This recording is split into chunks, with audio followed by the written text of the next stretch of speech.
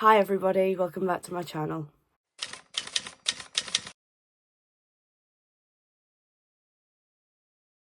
So, in today's video, what I'm going to be doing is my April reading wrap up. So, I have only read 4 books in the month of April, so this should be a fairly easy reading wrap up, but I thought I would share them with you anyway. Please excuse if I sound a little bit strange. I am ill at the moment, but yeah, anyway, let's get into it. So the first book that I read in the month of April was Before I Let Go by Kennedy Ryan. I rated this one a 3 out of 5 stars. It's about Yasmin and Josiah, just had to check their names then. And they are a divorced couple that are still working together and they have children together. And it's basically about them navigating their lives separated, but they still have feelings for each other. So it is a second chance romance. And it sort of goes into a lot of their feelings now they're divorced, their feelings for each other when they were together. It touches on the topic of mental health a lot. Overall, it was a really, really good book, and I did really enjoy it. This is the first one in a series, and I am really looking forward to reading the rest of the series. Like I say, it touches on them now they're divorced and their feelings for each other still, and what led to the divorce and how they now work together now that they are divorced. And there is a lot of emotional stuff that happens in this book. It is quite an emotional read. But yeah, like I say, it's a second chance romance. It's quite emotional. It can be quite heavy at times, but I do recommend this one. So that was book 1. For book 2 that I read in the month of April, it's one I read on my Kindle, and it is The Radleys by Matt Haig. I do love a Matt Haig book. I do love his writing style. Everything I've read that he's written, I've really enjoyed. So I was expecting to like this one anyway, and I did quite enjoy it. It's about this family who are secretly vampires, but they're trying to live like a typical family in a typical household, and they don't drink people's blood anymore, basically. And something happens and they have to start living as vampires again. I won't go too much into detail because I'm giving it away to you, but that's basically the general idea of it. I aren't normally a massive fan of vampire books, I'll be honest. It's not something I would really gravitate towards. But I did quite enjoy this. Again, I rated this one a 3 out of 5 stars, and it read quite like a YA book. So if you like YA, you might like this one. Like I say, I do quite enjoy Matt Haig anyway, and this one was quite an enjoyable read. So yeah, there's that one. So the third book that I read this month, and my only 5-star read of April, was Dear Dolly by Dolly Alderton, and I absolutely loved this book.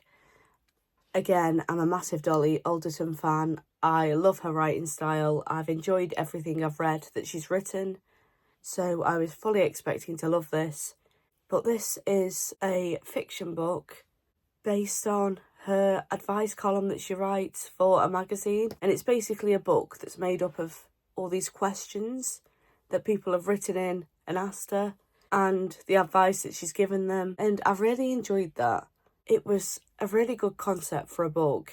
I found Dolly Alderton really relatable. It was informative, but not in a generic self-help book type of way. Like I say, it's written like an advice column, so I enjoyed that element of it. There is different topics she talks about during this book.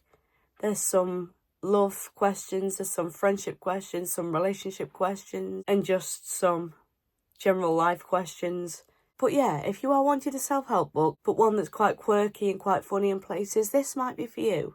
She is quite a comedic writer anyway. I find her quite funny, so I think that helped. But I genuinely really enjoyed this and 100% recommend it. But yeah, Dolly Alderton, I'm really enjoying her books at the moment. And I do currently have Ghosts on my TBR, and I'm really excited to read that, because not only does she write non-fiction, she does write fiction too. And like I say, I have really been enjoying her books. So I'm really excited to read that one as well. And like I said earlier, I did rate this one 5 stars, so my favourite book of the month by far. If you want a self-help book, but one that's a bit more light-hearted, this might be the book for you. And then last but not least, the final book that I read in the month of April is Love on the Brain by Ali Hazelwood. This is the second one in the STEM romance series. I've read the first one way back last year at some point, and I've been putting this one off for a while because I am a mood reader and I've just not really been in the mood for it. But I picked this one up and I did really enjoy it. I like the whole STEM element to these books. I like that it's women in science because it's not something you see in a book every day. I really enjoy that element of it. This one follows Bea and Levi, and they have to work together for this science project. Bea has spent the last however many years thinking that Levi hates her. Levi has feelings for Bea from years ago, but he thinks that she's married, so he acts in a sort of reserved kind of way, which then just feeds Bea's belief that he hates her. And it's basically how their relationship develops, how they get to know each other and work together, and yeah, basically that's sort of it. And obviously they end up gaining feelings for each other and there is romance in this. So yeah, that's basically the general idea of the book. I did again rate this one a 3 out of 5 stars. It was good. I did find it hard to read in places, but I think that's because I've been in a bit of a reading slump, so I don't think that's helped. But overall, I did quite enjoy it, and I'm looking forward to the third one in the series. So yeah, that's Love on the Brain by Ali Hazelwood, and this is the 4th book that I read in the month of April. So yeah, they are the 4 books that I read in April. If you do have any book recommendations, please put them in the comments below. I do love getting book recommendations from you guys, so let me know if you think I will enjoy a book. So yeah, I really hope you enjoyed today's video. If you did enjoy it, please like, comment and subscribe underneath, and I will see you all again next week.